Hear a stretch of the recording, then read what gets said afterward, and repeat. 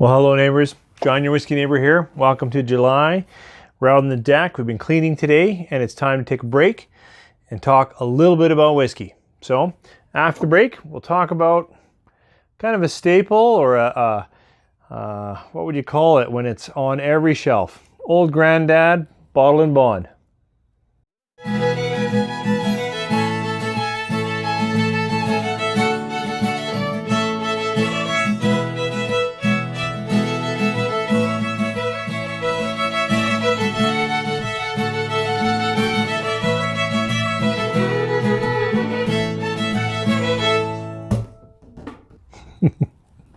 Well, thanks for staying with me through the break.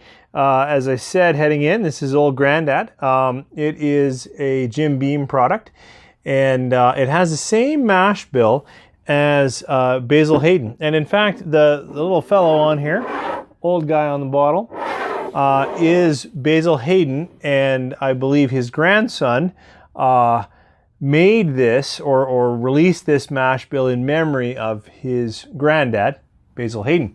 So it is the same mash bill. It's a Jim Beam product, which means this is a high rye. It says right on it, high rye mash bill. I think high rye for Jim Beam is in the 20s. I'm going to say 26 or 27%. And then probably 10 barley and the balance in corn. Should be able to do that math. But I'll put it up here. So anyways, right on it, high rye mash bill. Same as Basil Hayden, but not aged as long. This is clearly a Bottle and Bond product, and if you're new to whiskey or American whiskey, Bottle and Bond is really, it's a quality assurance, and it's kind of older now with all the information we often get on labels or whatnot.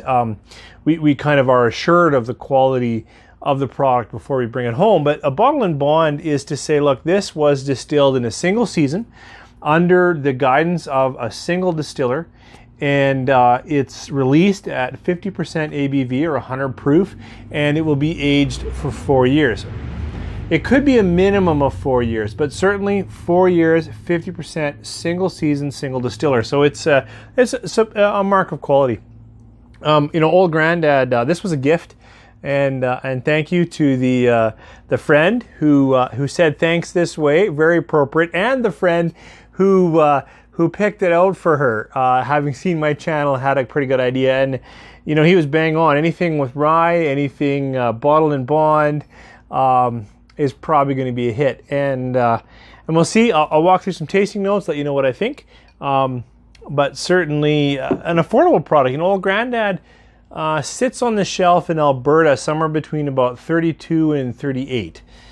Depending on where you're shopping, but really quite affordable for a Bottle and Bond product. Let's see what we get on it. Nose, actually, maybe because I haven't had a lot of bourbons lately, but the nose to me is still quite high corn sweetness, baked cooked brown sugars, caramel, toffee. There is a bit of alcohol note, really an acetone or something that kind of gets you right away with this. So even though it's 4 years, it's not subtle. I find if I stay at it, then I get a bit of a fruit, a cooked fruit. It wasn't this one, it was a different bourbon I was drinking with my son, and we said marmalade, but this isn't as rich as that, but sugar and fruit and almost an orange note. A little bit of cinnamon and oak if you've been nosing it for a while, so your nose is kind of adjusted. I think if you just pick it up, or if you don't have a lot of bourbon, you are going to be hit with a little bit of that that raw alcohol that's going to be quite forward and sweet, which I tend to associate with high corn, not rye. The spice in rye is maybe on the end, maybe some of that fruit, maybe some of that pepper or cinnamon on the end. Yeah, so the nose is a little rough. Let's see how she tastes. Cheers.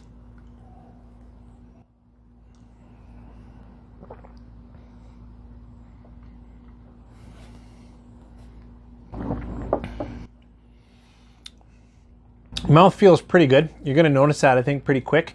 The heat, if you're not used to the whiskey, 50% is going to be there in your mouth.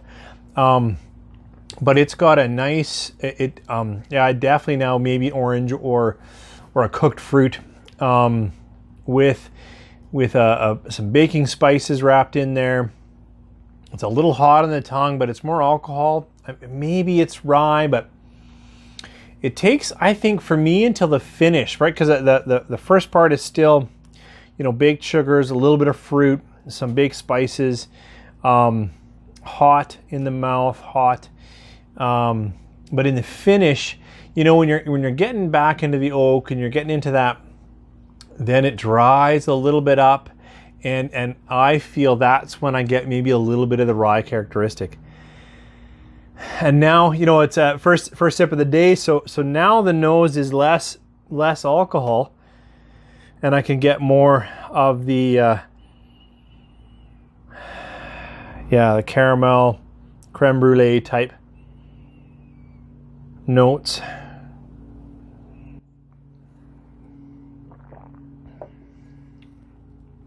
And the second sip, a little more spice and a little more cinnamon, pepper, and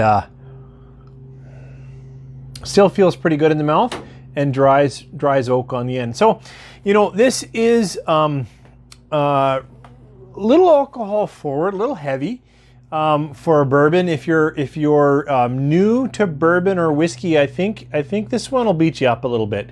It's a little raw, it's a little rough, and it takes some time for its flavors to go out. You can see that I'm actually pretty far into the bottle, and I took this out to our trip with my cousin Brad, and we found that if you poured it after a whiskey or two, it really picked up a lot, and that'd be my recommendation. So star value of this, it's a great value. Like for a bottled and bond, a 50% product that's aged minimum 4 years for that kind of price range at 35. Let's just make it an average.